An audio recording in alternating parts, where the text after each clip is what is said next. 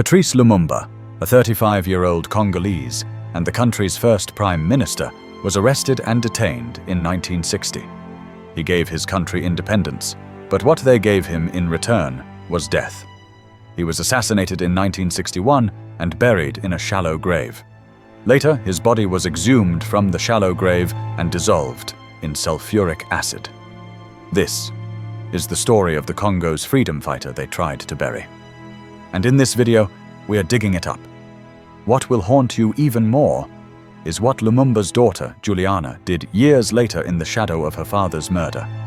Watch to the end to uncover the shocking truth behind Lumumba's assassination, and the chilling confession made 38 years later by a retired Belgian police officer who was involved in Lumumba's death.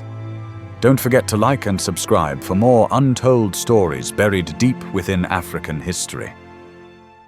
Patrice Lumumba was born on July 2, 1925, in Onalua, Katakokombe, in the Kasai province of the Belgian Congo. He was intelligent, outspoken, and politically conscious from an early age. He worked as a postal clerk and later became a writer and political activist. He founded the Congolese National Movement, MNC, a political party that demanded independence from Belgian rule.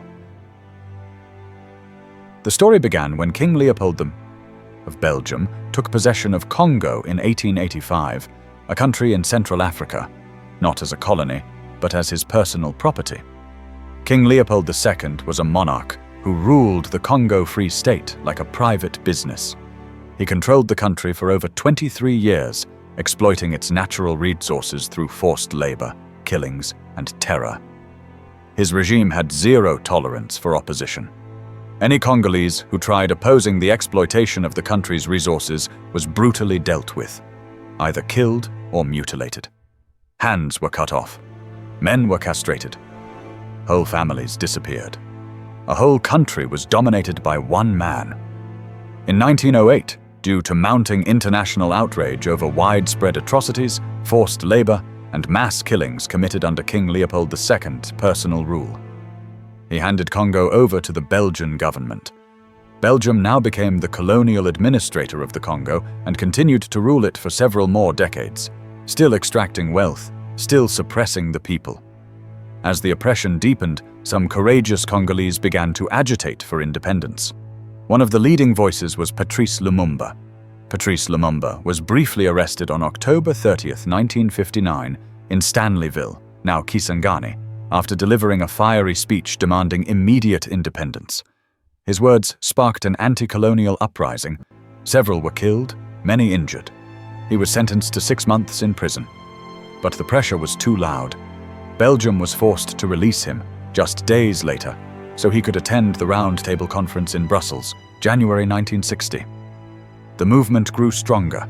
Eventually, the Belgian government had no choice. Congo was granted independence from Belgium on June 30, 1960.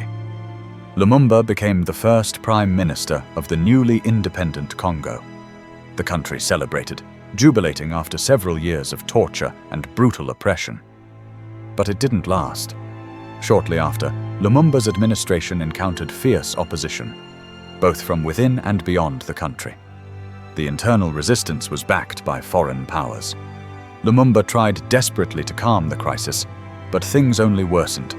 His chief of army staff, Colonel Joseph Mobutu, plotted a coup.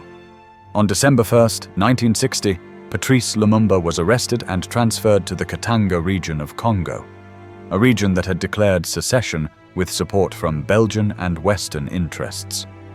There, he was tortured, tied to a tree, and shot to death. He died. At that moment, nature wasn't happy. People weren't happy. Protests broke out everywhere in Congo and across the world. It was a very sad moment. Patrice Lumumba, the man who fought to gain independence for his country, had just been killed in a brutal manner. He was buried in a shallow grave. The executioners departed and went their ways. It is reported that the commissioner of police, being afraid of the burial site of Lumumba and the possibility of it becoming a shrine or rallying point, gave further orders. He then ordered for the exhumation of the body and dismemberment. The body of Lumumba was exhumed and dismembered as commanded.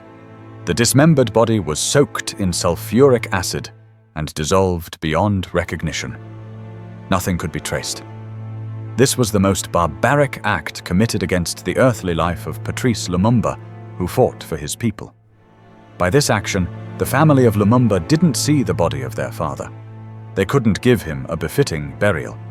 They had no option but to live with the pain over the years. In 1999, 38 years after Lumumba's assassination, a retired Belgian police commissioner who had worked in the Congo, by name Gerard Souete, granted an interview on live TV. In that interview, he made a confession. He admitted to supervising the exhumation and destruction of Lumumba's body in acid. He also mentioned that he had taken 2 of Lumumba's teeth as souvenirs, calling them a type of hunting trophy, one of which was gold-capped. This confession by Gerard Souete was shocking to the world.